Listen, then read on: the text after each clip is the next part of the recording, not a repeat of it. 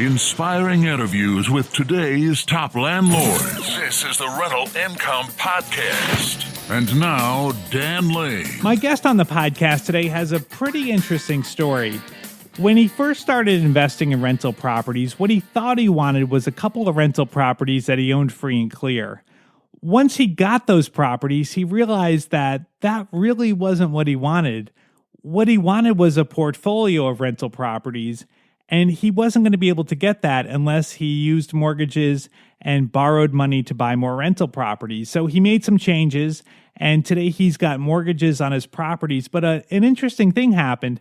Having mortgages actually made him a better landlord and a better investor. And we've got a lot of great information we're going to learn from him today. Joining us on the show today from Berkeley Springs, West Virginia, is Chris Haldeman. We'll take a really quick break. We'll thank our sponsors. We'll come right back and we'll talk to Chris. The first step in buying a rental property is to get pre-qualified. And I would suggest you work with a lender that specializes in working with investors, because the last thing you want to have happen is to get to closing and find out the money's not there and you can't close. The lender that I recommend is Chaley Ridge from Ridge Lending Group. She's a nationwide lender, and she'll pre-qualify you for free if you mention Rental Income Podcast. Find out more today. Contact Chaley at ridgelendinggroup.com. That's RIDGE lendinggroup.com. NMLS 42056. When I'm doing research to buy a new rental property, there's a lot of different websites, apps, and then a spreadsheet that I use to do my analysis. It's really kind of a convoluted process. Well, there's a much easier way. There's an app called Ask Rick. That's RIC for Rental Income Calculator. Ask Rick makes it really easy to find and analyze rental properties. You can see all the properties for sale in an area. If something looks good, you can press one button. It'll analyze the property for you. It'll figure out the rent amount. It'll figure out your mortgage payment, all your expenses, and give you your cash flow. If you're ready to move forward, you can make an offer right there on the app, or you can send the information over to your realtor to do some more investigation into the property. You can try it out for free right now. Just search for Ask Rick. That's RIC, Ask Rick in the App Store, or go to justascrick.com. That's justascrick.com. When you were first getting started buying rental properties, you were using cash to buy properties. And so I want to kind of start off by going back to looking at your thinking back then. Why did you want to use cash to buy your rentals? I wanted to use cash because I had it. It seemed like a good return on investment. And if I had them on, they were paid off. Nobody could take them from me. Yeah, it's a lot less risky. So what were your initial goals? Like, so you had some cash, and I guess just so everybody knows, you had sold a family business and you had some money. So were you trying to replace your salary from the family business? Yeah, exactly. I was trying to replace my salary, and I was trying to kind of develop a new job for myself. Okay. So you bought a couple of properties, you get them running. Did everything go according to plan at the beginning? Like, did everything go smoothly? The first tenant that we had, for the very first house we bought, we had to file for an eviction for non-payment of rent. Our third property, but they had absolutely trashed the place. Now, when you're getting started and you have experiences like that, I think a lot of people might just have the tendency to say, this is crazy.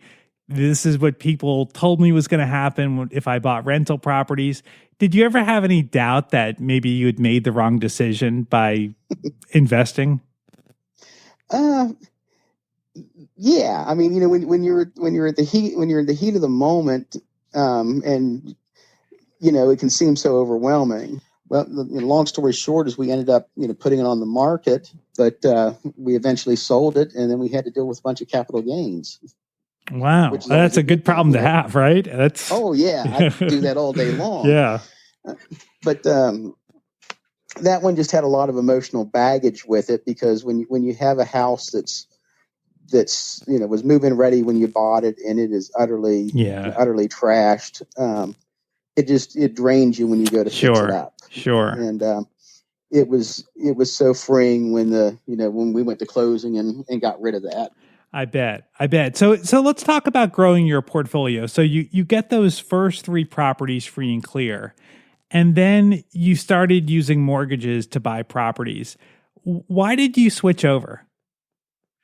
Just to be able to continue to grow. Okay. And along the way, we had ran into some stuff that we could get owner financed, and that was probably our lead into the to financing stuff. It was one of those deals you just kind of stumble into, and once you do, it's like anything else. Once you do your first one, it's not that scary. Right. Okay. So the switching over to using financing wasn't necessarily that you think owning a free and clear rental is bad. It was more that you wanted to continue to grow, you wanted to continue to buy more rentals, and you didn't have the cash to buy them outright. Oh, exactly. Yeah. Exactly. Okay. But now, after I've kind of learned to use financing, if I was able to jump back in time and start over again, I probably wouldn't have bought anything free and clear. Okay. I probably would have financed everything so I could hold and control more properties. Yeah, that's a really good point too, because I feel like with rentals, if you only have a couple of properties, it's really kind of more risky. Like the more properties you have, the less risky it is because you've got more streams of income. If you've got 6 properties or 7 properties and one tenant doesn't pay, it's not that big of a deal. But if you only have 1 or 2 properties and someone doesn't pay, you're kind of dead in the water. So I think that's I think that's good. So if you were gonna get started today, you would definitely not buy anything free and clear. You would use probably 20% down payments. I would go. What I would do is either do the 20% down payment, or I would burr everything. Okay. Because a lot of the properties we buy are cheaper properties, and the banks don't want to finance something at that price range. Yeah. So tell me about your portfolio. What does your rental portfolio look like? They're primarily 2 or 3 bedroom C-class properties. They're kind of starter homes for the I'll say for the working family. Mom and dad both work. There's probably a kid or 2 in the house. Just your stereotypical American starter home. Okay. Yep. Okay.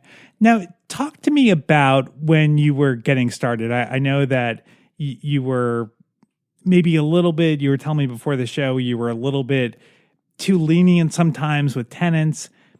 Tell me about how the pressure of having a mortgage payment actually made you a better landlord. Yes. When you have to feed that note, it's a lot tougher to let stuff slide. When everything's paid off and the only thing you're worried about is your insurance and your taxes, it's easier to say, well, you can get it to me next month, or you can pay half now and half later. But the problem is next month never comes, because if they can't manage their money now, they're not going to get better going down the line. Yep. Let's talk about profitability, because at the end of the day, we're doing this to make a profit. We want to keep the most money in our pocket that we possibly can. Were you more profitable when you had 3 properties free and clear, or are you more profitable today having 7 properties but having loans? You're definitely more profitable with them paid off, but the problem is you can only grow so far. And it's kind of like a today and tomorrow thing. The paid off stuff, you're more profitable today, but you're not going to be able to keep growing. At least we couldn't. And we wanted to keep on bigger and better. And I think right now that we're 5 years into it, that we're reaching that break even point where we're getting back to where it was profitable, where we were with it. With the properties paid off. So just to break that down for everybody, so that like when you're paying your mortgage payment every month, you're paying down that principal, and you're getting these loans paid off. And in this case, you have a loan that was it a 5-year loan? Yes. Okay. So you've been making payments every month. Your rent payment comes in, you're making payments on it, and now this property is going to be paid off. Where if you wouldn't have really had the opportunity to have this property paid off if you didn't have that mortgage. Yes. Right.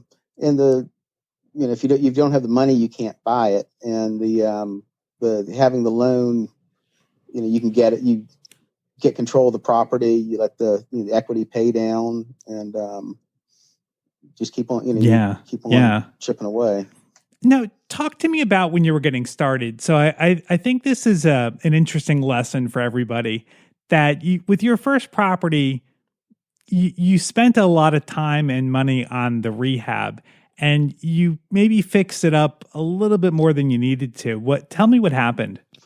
We had the property was an old Victorian, had a gorgeous staircase, and we got hung up on making this oak staircase like the centerpiece for the house, and spent a week and a half stripping and sanding and refinishing. And with the level of house that we have, it really doesn't make a difference. That's not something that the tenants value. It's a basic it's a basic house that they want to keep them warm and to be safe. But having the having the $1,000 refinishing on the staircase just didn't make sense. Right. So, it's like what I guess what a tenant wants is just a nice place to live, and those extra little finishes, it's not going to really add any value to them. Well, I think the trap that's easy to fall in is over rehabbing the house for its price point. If that house would have been a flip, it definitely would have been worth stripping all the woodwork and doing period correct chandeliers and door, lighting fixtures and doors. But with a starter home, as a starter home rental, it didn't make what we were able to ask for the house. What we were able to get for the house each month, it didn't make that anymore. Right. And it just ate up a bunch of time. Yep. And do you feel like you attracted better tenants having it be a little bit nicer, or were you able to maybe get a little bit more rent, or was there really no benefit at all? I really think that there was really no benefit at all. It didn't, it really wasn't, our first tenants were, a couple that were in their early 20s. And I don't think it really made a difference to them. Yeah. Now, the other thing that you figured out is that when you're buying rental properties, you don't need a great deal. A good deal is good enough. I mean, you really can make a pretty good portfolio for yourself if you just find good deals. Tell me about that. Like, what did you pass on a lot of properties that would have worked out? When we started looking at rentals, there was a bunch of foreclosures available, and I went into it thinking that I can't leave any money on the table. I've got to get these for the absolute the bottom dollar, and I let places go that I'd love to be able to find today for a lot more money. I let them go for $1,000 or $2,000 because I couldn't squeeze every last penny out of it. And a lot of times in this real estate, a good deal is awesome. You should be happy with it and not be greedy, because good deals are hard to come by, and it's a shame to let a good deal go because it's not a great deal. Right. I mean, yeah, to lose a deal over $1,000, I guess it's really kind of silly because you're going to make that back in rent in a very short period of time. Yeah, it's a month's rent. I mean, right. It just to let a deal go over, I'll say $5,000 or $6,000 is kind of silly in our market. Right. Totally. And tell me also about interest-free credit cards. That a lot of times they may seem like a great way to finance repairs, but you think people should be careful. Oh, that is a trap that's easy to fall into. And what we discovered was, it's real easy to get an interest-free, 12-month, 18-month credit card. And what happens, and never missing a payment on anything, you end up doing your rehab all on the credit card, and you run up the credit card. And then what happens is your credit score falls because now they look at your available credit, and you're using a large portion of that. So that makes it harder when you go to refinance the project, to pay off the credit card and to move on to the next project. Right. Yeah, definitely. Yeah, you want to be careful. I mean, credit cards can get you into a lot of trouble.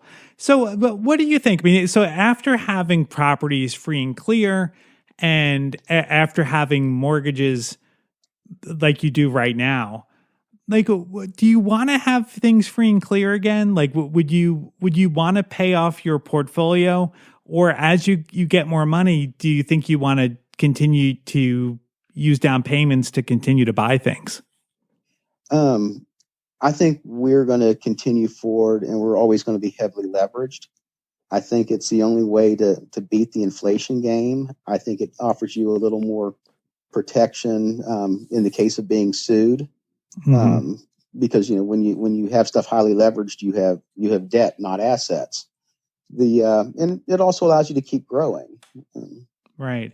Now, I guess like the risk to being highly leveraged is if you have a big period of vacancy, or you have a lot of tenants that don't pay, you can find yourself in a lot of trouble. Now, what we've just lived through, or what we're living through with the pandemic, is maybe the worst period we're ever going to find in our lifetime, with tenants not paying. Did you have any tenants not pay?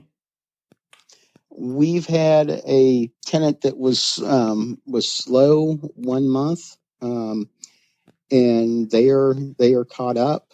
And knock on wood, we've been very fortunate.